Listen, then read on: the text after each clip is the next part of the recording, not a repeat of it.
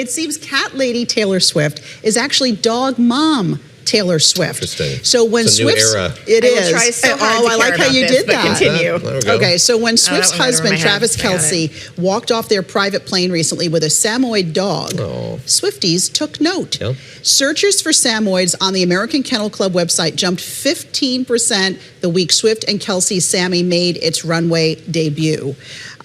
It's right now the 55th most popular dog breed in America. But you know what? Yeah, Swift and Kelce, I'm sure they can change that. So if you can see this, we're showing pictures of these beautiful, big, white, fluffy dogs. All I'm thinking about, to interrupt, lint rollers. How many lint rollers do you need in the house? It's a lot. I've known people who had Samoyeds, and it was... We had one when I was a kid, and I used to... Mine was so beautiful, and I was 3 years old. There are pictures of me riding it like a horse. Like a horse. Yeah, we were best friends. Here's some trivia for you. The Samoyeds come from Siberia.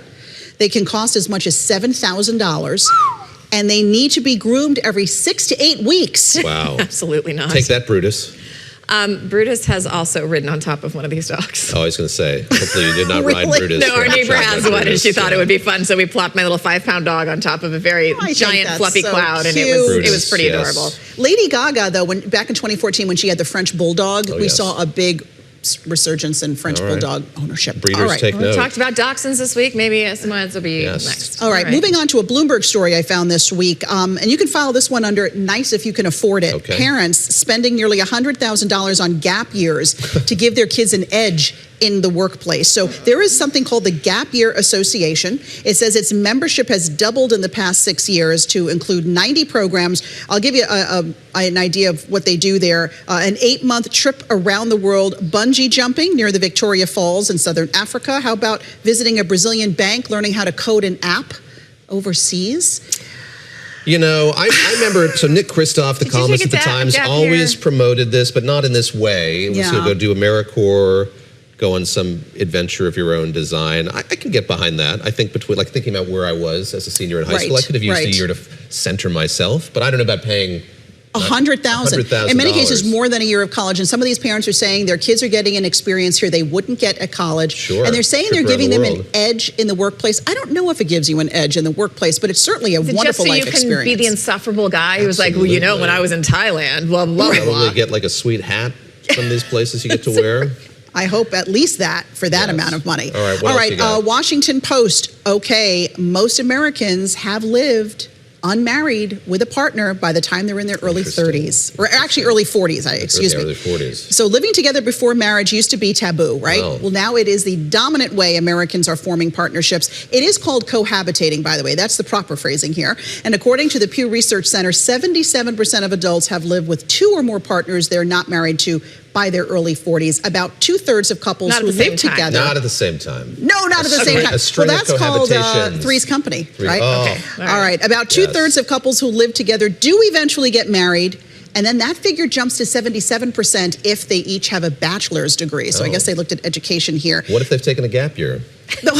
That throws the whole thing off. The typical cohabitating relationship lasts 18 months before ending in either marriage or a breakup. Okay. All right. And older adults are cohabitating. You want to see how it's going to go? Yeah. Test drive the relationship in the crucible of a home or apartment? Yeah, just don't tell her it's a test drive. Don't tell her of course, that. Don't use that terminology, please. But this please. is where we are. Okay.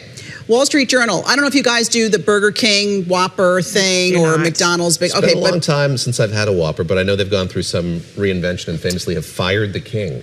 Yes, I know. It's gone through a lot of revamping, but apparently it's paying off because its signature Whopper with a premium bun, new mayo, and a box to preserve freshness is now overtaking the McDonald's and Wendy's when it comes to sales growth. Wow. So Burger King has reclaimed the #2 spot among U.S. burger chains in terms of sales. And it's been doing a whole bunch of things. It's helping, it's ordering kiosks, digital menu boards, it's expanding its marketing, a whole bunch of different things. But we're talking about relativism here. They were at a low point. They were a bit of a nadir. They're kind of climbed the rate of adoption. Yes, the famous, well-known Whopper nadir, as David Gura has put it. Okay, I would like to point out Burger King. Things I was not expecting from you.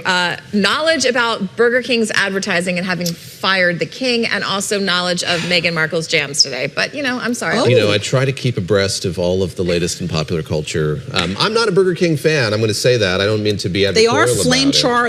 So they've always said. But on the occasional times I stop at a roadside fast food restaurant, rarely Burger King. No, I don't think I've eaten at one in 20 years. 20 years. Wow.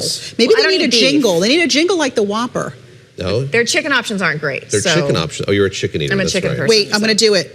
This is the jingle. 2 all-beef patties, special sauce, lettuce, cheese, pickles, onions on a sesame seed bun. You got it. That's the Big Mac. That's the Big Mac. That's the Big Mac. That's the Big Mac. That's what I'm saying. The Whopper needs that. Okay, they're going to work on it. All right.